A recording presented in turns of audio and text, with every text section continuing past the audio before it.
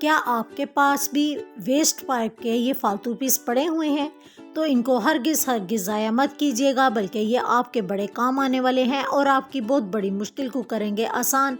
और ऑर्गेनाइजेशन से लेकर कुछ ऐसी टिप और ट्रिक्स आपको देने जा रही हूँ जो कि घर की ज़रूरत है कि चार्जर्स और तारें बिखरी पड़ी होती हैं, तो उनको हम कैसे समेटेंगे ज़ीरो कॉस्ट के साथ और टाइम की बचत भी होगी। तो वीडियो को एंड तक ज़रूर देखिएगा, स्किप मत कीजिएगा।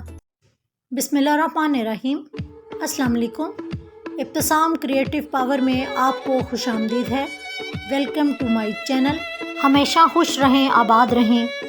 चिकनकारी के सूट का बहुत ज़्यादा रवाज है और हम पसंद करते हैं कि ज़्यादातर चिकनकारी के ही सूट बनाएं, लेकिन इन सूट को लेने के साथ साथ एक प्रॉब्लम ये भी होती है कि इनके एक तो टिशू के पैचेस हैं जो कि चुभते हैं और दूसरा इसके सुराख काफ़ी बड़े होते हैं जिनकी वजह से स्लीव लाजमी पहनी जाती है। लेकिन क्या होता है कि अक्सर लोग स्लीव पहनना पसंद नहीं करते क्योंकि गर्मी काफ़ी होती है, तो वो उनके लिए एक आइडिया लेकर आई हूँ कि सेंटर में जो पैनल आ रहा है या तो आप सिर्फ इस हिस्से पर ही नीचे कपड़ा वगैरह लगा लें।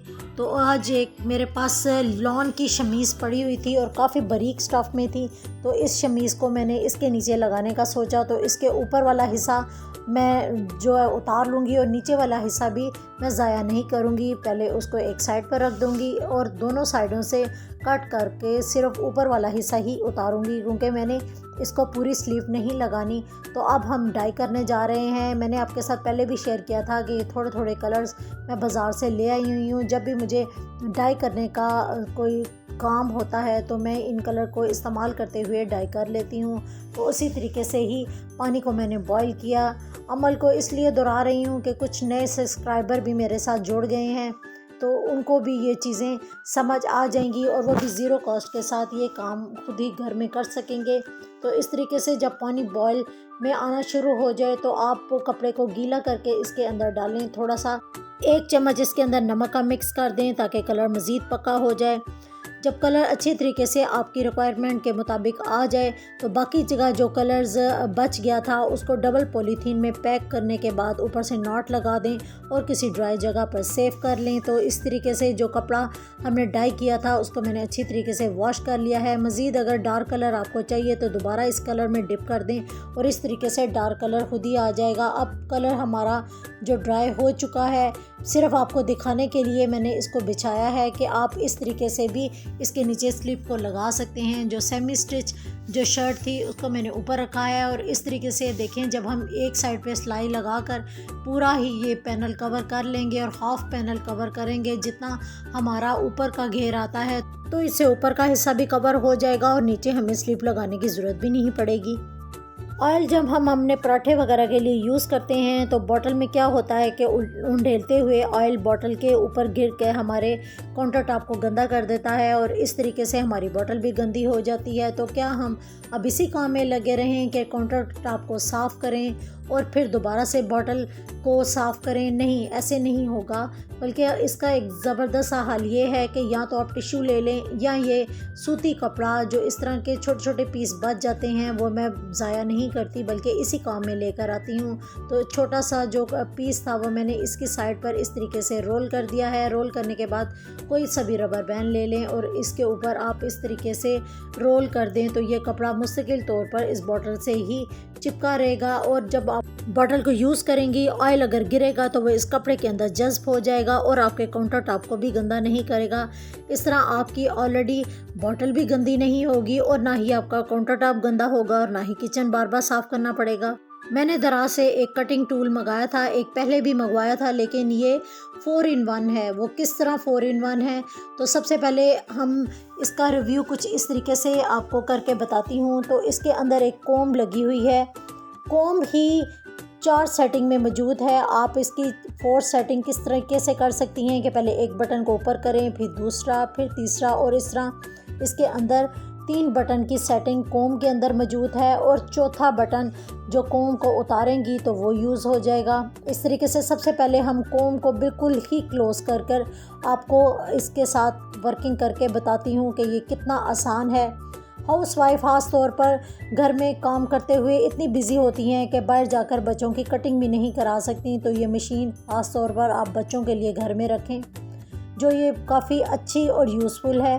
और इससे ये होता है कि देखें, मैंने सबसे पहले वाले बटन से कटिंग कर ली है और उसके बाद दोबारा से कोम को क्लीन करने के बाद दोबारा से इसकी सेकंड वाली सेटिंग मैंने की है और साइड से इस तरीके से मैंने जो कटिंग की है उससे ये होता है कि थोड़े से बाल लंबे रह जाएंगे और नीचे वाले बाल जो मैंने पहले उतारे थे वो बहुत ज़्यादा छोटे थे, तो अब ऊपर वाले जो बाल हैं उसको उतार लें। उसके बाद थर्ड सेटिंग जब आप करें तो उससे ऊपर वाला स्टेप आप कटिंग का उससे उतार सकती हैं। इस तरह ये होगा कि आप इजीली 3 सेटिंग एक ही मशीन में जब करेंगी तो आपकी कटिंग बड़ी आसानी से हो भी जाएगी और बड़ी नीट कटिंग होगी। अब आप सैलून जाने का खर्चा भी बच जाएगा जो हज़ारों रुपए का होता है, और इसके अलावा आपका बच्चा जाते हुए जो रोता है कि भाई मैंने किसी से कटिंग नहीं करवानी, तो वो ये आप घर में काम खुद कर सकती हैं। इस तरीके से अब जो ब्लेड की कटिंग है, जो ख़वातीन डरती हैं कि उस्तरा वगैरह या सेफ्टी वगैरह से कटिंग हमें ज़रा मुश्किल लगती है, तो उसके लिए उल्टी मशीन को करने के बाद आप इस तरीके से ब्लेड के साथ भी क्लीन कटिंग कर सकती हैं। तो देखें आपके सामने ही ये कितनी अच्छी और सफाई के साथ कटिंग हो रही है। इस तरह के जो टूल्स हैं आप घर में मंगवा कर खुद रखें और बच्चों को हरगिज़ बाहर ना जाने दें, बल्कि ये काम आप खुद करें। यकीन माने आपसे 1 से 2 दफ़ा ये करने के बाद कटिंग आपका हाथ खुद ही क्लीन हो जाएगा और आप बड़ी अच्छे तरीके से एक्सपर्ट हो जाएंगी और कटिंग खुद करना शुरू कर देंगी। जैसे आप देख रही हैं सेम उसी तरीके से ही आप कटिंग करें। यकीन करें कि आप इतनी अच्छी कटिंग एक्सपर्ट हो जाएंगी कि आप लोग खुद हैरान होंगे कि वाकई आपने सैलून का सीखा है। उसके बाद जो एक्स्ट्रा लंबे बाल रह जाएंगे उसको बाद में इस तरीके से कोम के ऊपर रखने के बाद आप जितने भी बाल हैं उनकी एक बिल्कुल लेवल रखें और इस तरीके से इसको आहिस्ता आहिस्ता से पीछे ले जाती जाएं और कटिंग करती जाएं। इस तरीके से आपकी परफेक्ट कटिंग हो जाएगी। कटिंग और ट्रिमिंग हमारी मुकम्मल हो चुकी है और फाइनल लुक आपके सामने है। आप पीछे से भी देख सकती हैं कि कितनी अच्छी लुक आई है और साइड से भी और फ्रंट से भी। तो मेरी ये वीडियो देखने के बाद आप कटिंग एक्सपर्ट खुद ही बन जाएंगी। पिछली वाली मेरी वीडियो में वॉशिंग मशीन की मेरी वेस्ट पाइप लीक हो गई थी, जो मैंने आपके साथ चेंज की और आपको इसका तरीका भी बताया और आपके साथ ये वीडियो शेयर भी की।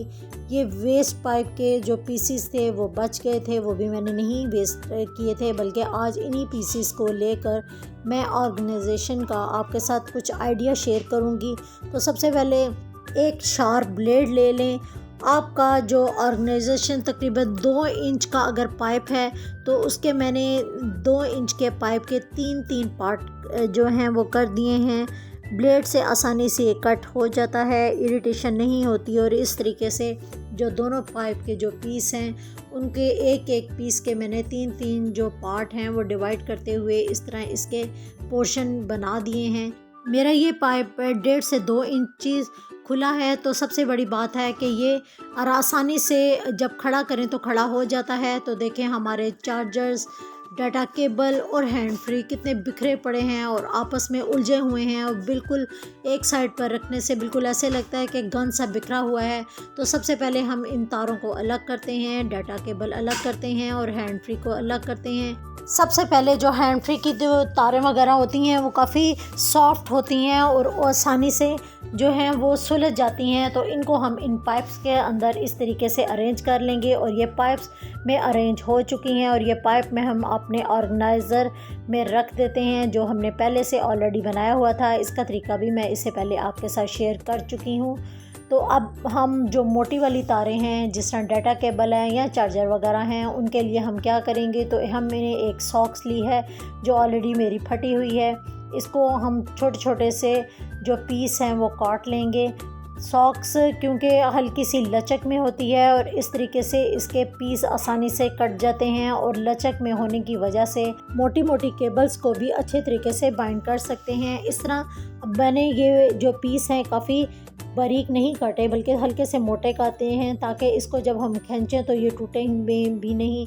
ये मोटी केबल्स को हम आसानी से इन सॉक्स के पीस में अच्छे तरीके से बाइंड भी कर सकेंगे। तो ये डाटा केबल्स इस तरीके से बाइंड हो चुकी हैं और इनको तमाम केबल्स को, चार्जर्स को मैंने इस तरीके से बाइंड कर ऊपर वाले पोर्शन में सेट कर दिया है। अब देखें हमारा मेस कहाँ बिखरा, कहीं भी नहीं बिखरा, बल्कि हमने इतने अच्छे तरीके से इनको अपनी टेबल की एक साइड पर अरेंज भी कर दिया। तो दुआ में ज़रूर याद रखिएगा। चैनल को लाइक, शेयर और सब्सक्राइब करना मत भूलिएगा। अल्लाह हाफिज़।